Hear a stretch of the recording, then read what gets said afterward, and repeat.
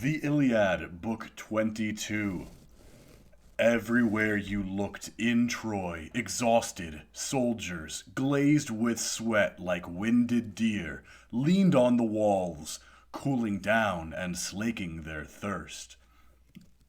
Outside, the Greeks formed up close to the wall, locking their shields in the dead air between the Greeks and Troy's western gate.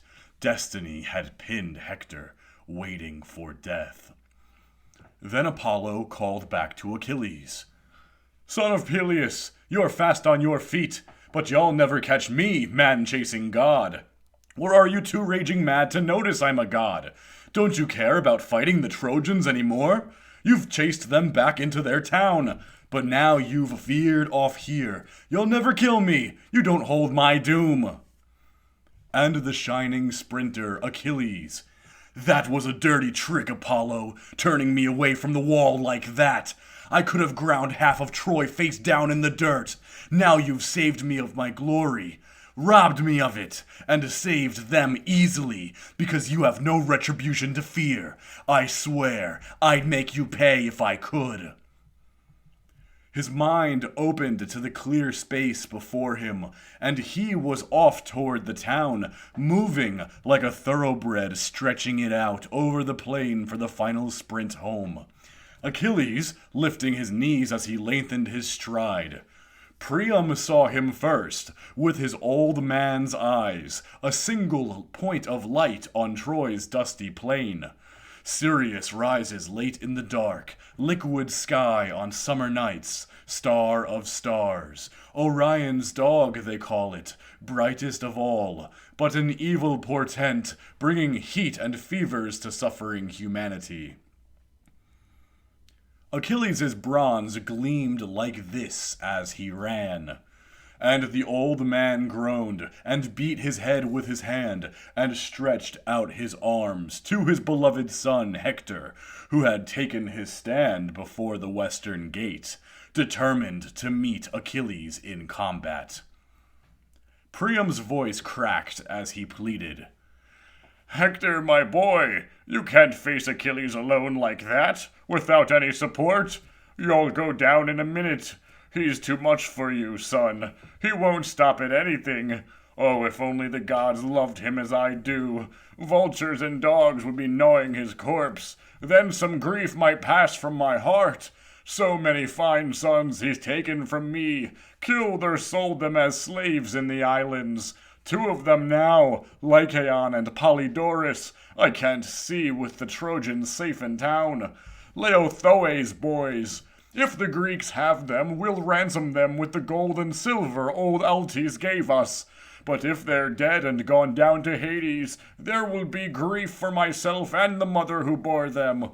The rest of the people won't mourn so much, unless you go down at Achilles' hands. So come inside the wall, my boy. Live to save the men and women of Troy. Don't just hand Achilles the glory and throw your life away. Show some pity for me, before I go out of my mind with grief, and Zeus finally destroys me in my old age, after I have seen all the horrors of war, my sons butchered, my daughters dragged off, raped, bedchambers plundered, infants dashed to the ground in this terrible war, my sons' wives abused by murderous Greeks, and one day some Greek soldier will stick me with cold bronze and draw the life from my limbs, and the dogs that I fed at my table, my watchdogs, will drag me outside and eat my flesh raw, crouched in my doorway, lapping my blood. When a young man is killed in war, even though his body is slashed with bronze, he lies there, beautiful in death, noble. But when the dogs maraud an old man's head, griming his white hair and beard and private parts, there's no human fate more pitiable." And the old man pulled the white hair from his head, but did not persuade Hector. His mother then, wailing, sobbing, laid open her bosom and holding out a breast, spoke through her tears. "Hector, my child, If ever I've soothed you with this breast, remember it now, son, and have pity on me. Don't pit yourself against that madman. Come inside the wall. If Achilles kills you, I will never get to mourn you laid out on a bier. Oh, my sweet blossom, nor will Andromache, your beautiful wife, but far from us both, dogs will eat your body by the Greek ships. So the two of them pleaded with their son, but did not persuade him or touch his heart. Hector held his ground, as Achilles' bulk loomed larger. He waited as a snake waits, tense and coiled as a man approaches its lair in the mountains, venom in its fangs, and poison in its heart, glittering eyes glaring from the rocks. So Hector waited, leaning his polished shield against one of the towers in Troy's bulging wall. But his heart was troubled with brooding thoughts. Now what? If I take cover inside, Polydamas will be the first to reproach me. He begged me to lead the Trojans back to the city on that black night when Achilles rose. But I wouldn't listen, and now I've destroyed half the army through my recklessness. I can't face the Trojan men and women now. Can't bear to hear some lesser man say, Hector trusted his strength and lost the army. That's what they'll say. I'll be much better off, facing Achilles, either killing him or dying honorably before the city. But what if I lay down all my weapons? Bossed shield, heavy helmet, prop my spear against the wall and go meet Achilles. Promise him we'll surrender Helen and everything Paris brought back with her in his ship's holds to Troy. That was the beginning of this war. Give all of it back to the sons of Atreus and divide everything else in the town with the Greeks. And swear a great oath not to hold anything back, but share it all equally, all the treasure in Troy's citadel. But why am I talking like this? I can't go out there unarmed. Achilles will cut me down in cold blood if I take off my armor and go out to meet him naked like a woman. This is no time for talking, the way a boy and a girl whisper to each other from oak tree or rock. A boy and a girl with all their sweet talk. Better to lock up in mortal combat as soon as possible and see to whom God on Olympus grants the glory. Thus Hector. And Achilles closed in, like the helmeted god of war himself, the ash-wood spear above his right shoulder, rocking in the light that played from his bronze in gleams of fire and the rising sun. And when Hector saw it, he lost his nerve, panicked and ran, leaving the gates behind with Achilles on his tail, confident in his speed. You have seen a falcon in a long, smooth dive attack a fluttering dove far below in the hills. The falcon screams, swoops, and plunges in its lust for prey. So Achilles swooped, and Hector trembled in the shadow of Troy's wall. Running hard, they passed Lookout Rock and the windy fig tree. Following the loop of the wagon road, they came to the well springs of eddying Scamander, two beautiful pools, one boiling hot with steam rising up, the other flowing cold even in summer. Cold as freezing sleet, cold as tundra snow. There were broad basins there, lined with stone, where the Trojan women used to wash their silky clothes in the days of peace, before the Greeks came. They ran by these springs, pursuer and pursued, a great man out front, a far greater behind, and they all ran out. This was not a race for such a prize as athletes compete for, an ox hide or animal for sacrifice, but a race for the lifeblood of Hector, breaker of horses. But champion horses wheeling round the course, hooves flying, pouring it on in a race for a prize, a woman or tripod at a hero's funeral games. Will give you some idea of how these heroes looked as they circled Priam's town 3 times running, while all the gods looked on. Zeus, the gods' father and ours, spoke. I do not like what I see. A man close to my heart chased down around Troy's walls. Hector has burned many an ox's thigh to me, both on Ida's peaks and in the city's high holy places. And now Achilles is running him down around Priam's town. Think you now, gods, and take counsel whether we should save him from death or deliver him into Achilles' hands, good man though he be. The gray-eyed goddess Athena answered, O father, you may be the lord of lightning and the dark cloud, but what a thing to save a mortal man with his fate already fixed, from rattling death. Do it, but don't expect us all to approve. Zeus loomed like a thunderhead, but answered gently, There, daughter, my heart wasn't in it. I did not mean to displease you, my child. Go now, do what you have in mind without delay. Athena had been longing for action, and at his word shot down from Olympus, as Achilles bore down on Hector. A hunting hound starts a fawn in the hills, follows it through brakes and hollows, and if it hides in a thicket, circles, picks up the trail, and renews the chase. No more could Hector elude Achilles. Every time Hector surged for the western gate under the massive towers, hoping for Trojan archers to give him some cover. Achilles cut him off and turned him back toward the plain, keeping the inside track. Running in a dream, you can't catch up. You can't catch up and you can't get away.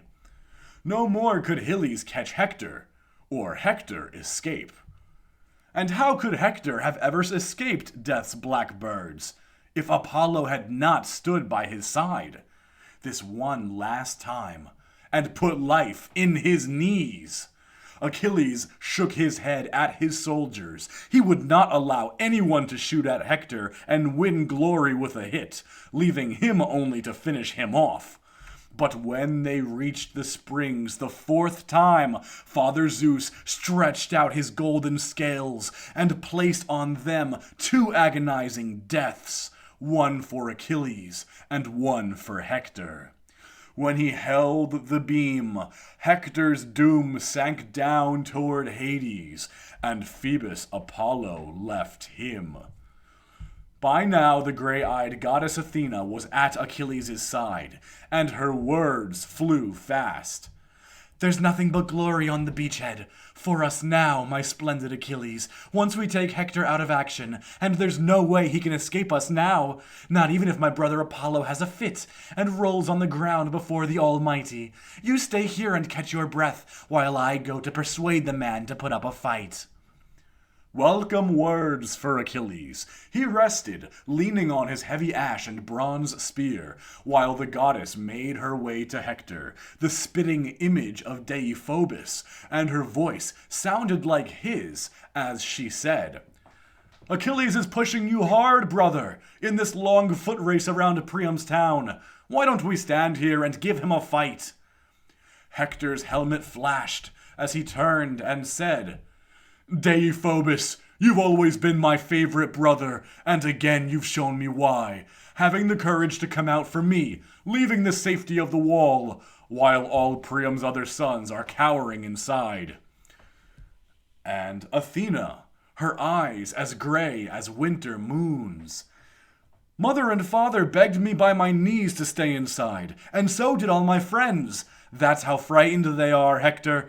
But I could not bear the pain in my heart, brother. Now let's get tough and fight and not spare any spears. Either Achilles kills us both and drags our blood-soaked gear to the ships, or he goes down with your spear in his guts. That's how Athena led him on, with guile. And when the two heroes faced each other, great Hector, helmet shining, spoke first.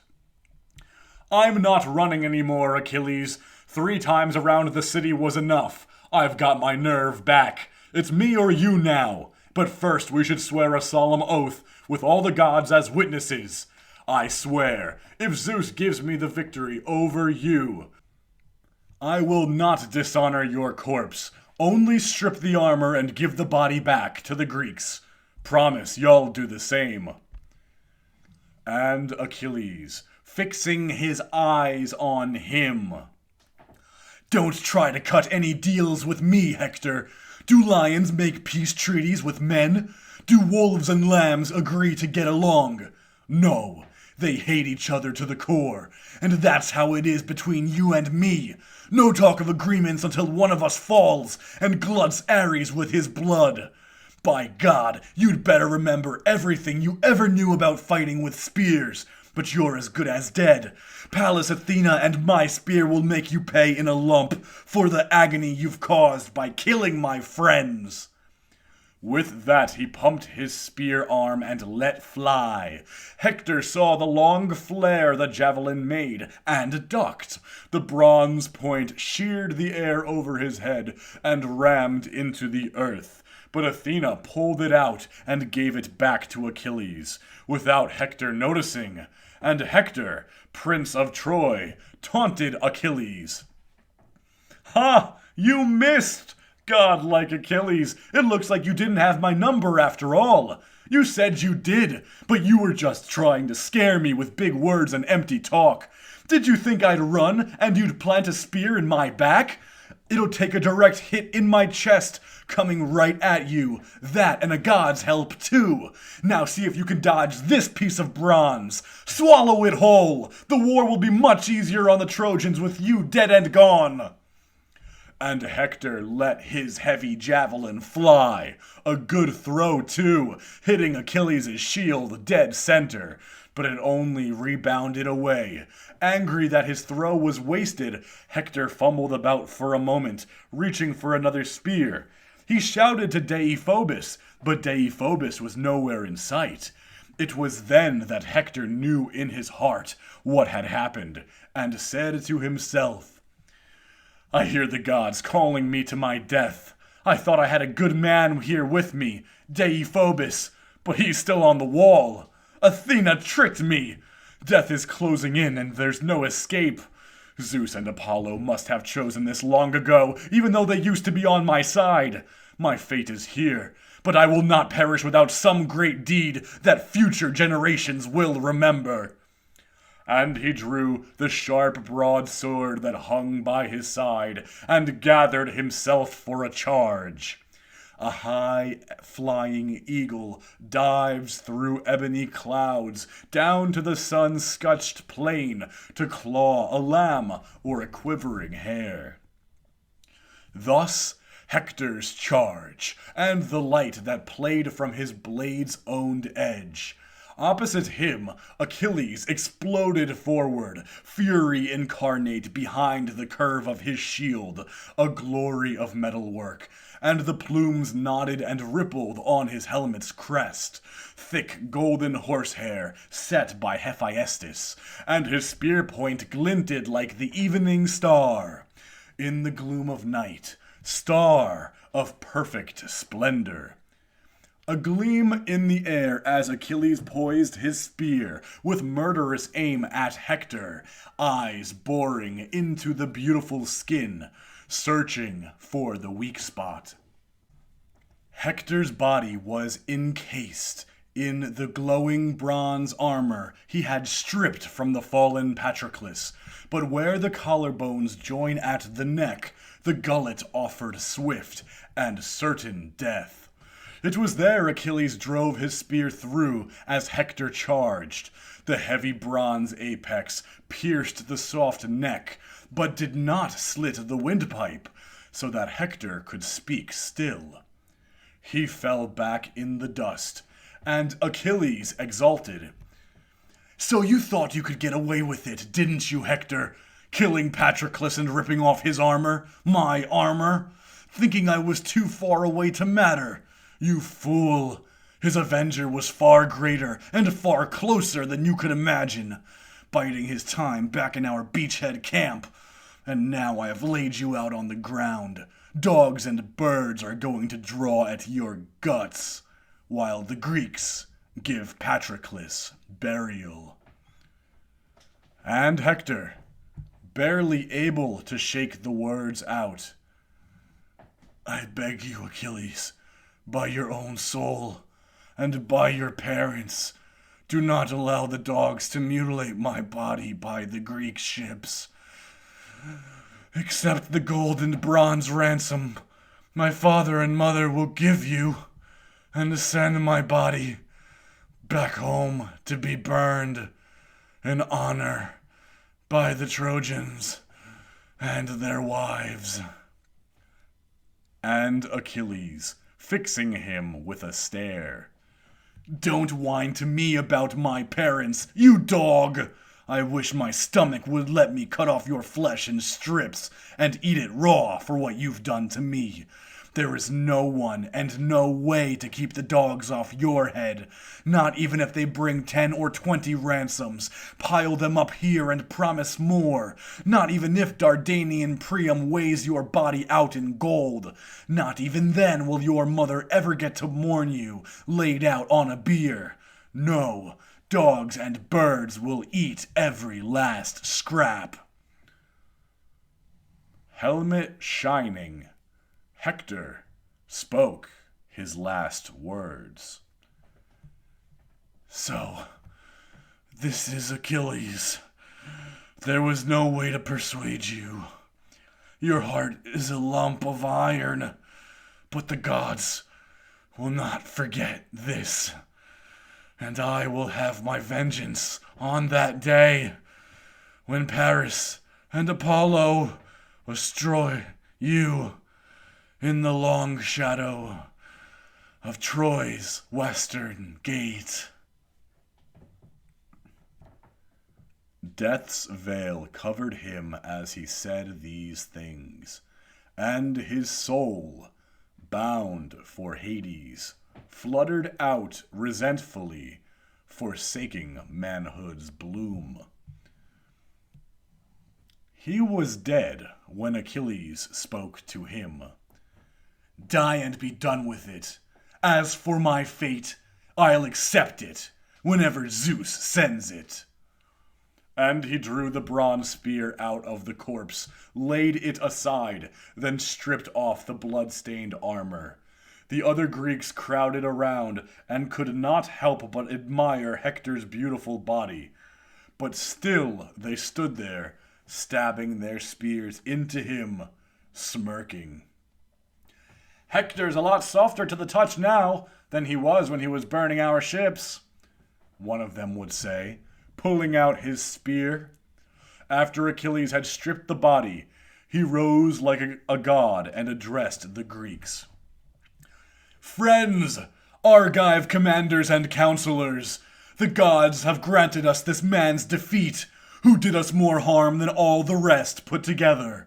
What do you say we try laying a close siege on the city now, so we can see what the Trojans intend, whether they will give up the citadel with Hector dead, or resolve to fight on? But what am I thinking of? Patroclus' body still lies by the ships, unmourned, unburied. Patroclus, whom I will never forget as long as I am among the living, until I rise no more. And even if in Hades the dead do not remember, even there I will remember my dear friend. Now let us chant the victory paean, sons of the Achaeans, and march back to our ships with this hero in tow. The power and the glory are ours. We have killed great Hector, whom all the Trojans honored as a god." But it was shame and defilement Achilles had in mind for Hector. He pierced the tendons above the heels and cinched them with leather thongs to his chariot, letting Hector's head drag. He mounted, hoisted up the prize armor, and whipped his team to a willing gallop across the plain. A cloud of dust rose where Hector was hauled, and the long black hair fanned out from his head, so beautiful once, as it trailed in the dust. In this way Zeus delivered Hector into his enemies' hands, to be defiled in his own native land. Watching this from the wall, Hector's mother tore off her shining veil and screamed, and his old father groaned pitifully, and all through town the people were convulsed with lamentation, as if Troy itself, the whole towering city, were in flames. They were barely able to restrain the old man, frantic to run through the gates, imploring them all, rolling in the dung, and finally making this desperate appeal. "Please, let me go alone to the Greek ships. I don't care if you're worried. I want to see if that monster will respect my age. Pity me for the sake of his own father, Peleus, who is about my age. Old Peleus who bore him and bred him to be a curse for the Trojans. But he's caused me more pain than anyone. So many of my sons, beautiful boys, he's killed. I miss them all, but I miss Hector more than all of them. My grief for him will lay me in the earth. Hector, you should have died in my arms, son. Then we could have satisfied our sorrow, mourning and weeping, your mother and I." The townsmen moaned as Priam was speaking. Then Hecuba raised the women's lament. "Hector, my son, I am desolate. How can I live with suffering like this, with you dead? You were the only comfort I had, day and night, wherever you were in the town, and you were the only hope for Troy's men and women. They honored you as a god when you were alive, Hector, and death and doom have overtaken you." And all this time Andromache had heard nothing about Hector. News had not reached her that her husband was caught outside the walls. She was working with the loom in an alcove of the great hall, embroidering flowers into a purple cloak, and had just called to her serving women, ordering them to put a large cauldron on the fire, so a steaming bath would be ready for Hector when he came home from battle. Poor woman. She had little idea how far from warm baths Hector was, undone by the gray-eyed one, and delivered into the hands of the Greeks. Then she heard the lamentation from the tower. She trembled, and the shuttle fell to the floor. Again she called her women. "Two of you come with me. I must see what has happened." That was Hecuba's voice. "My heart is in my throat. My knees are like ice. Something terrible has happened to one of Priam's sons. Oh God, I'm afraid Achilles has cut off my brave Hector, alone on the plain outside the city, and has put an end to my husband's cruel courage. Hector never held back. Safe in the ranks, he always charged ahead, second to no one in fighting spirit." With these words on her lips, Andromache ran outdoors like a mad woman, heart racing, her two waiting women following behind. She reached the tower, pushed through the crowd, and looking out from the wall, saw her husband as the horses dragged him disdainfully away from the city to the hollow Greek ships. Black night swept over her eyes. She reeled backward, gasping, and her veil and glittering headbands flew off, and the diadem golden Aphrodite gave her on that day when tall-helmed Hector led her from her father's house in marriage, and now her womenfolk were around him and around her, Hector's sisters and his brothers' wives, holding her as she raved madly for death, until she caught her breath, and her distraught spirit returned to her breast. She moaned, and then, surrounded by Trojan women, spoke. "Hector, You and I have come to the grief we were both born for. You in Priam's Troy, and I in Thebes in the house of Eetion, who raised me there beneath wooded Placos under an evil star. Better never to have been born.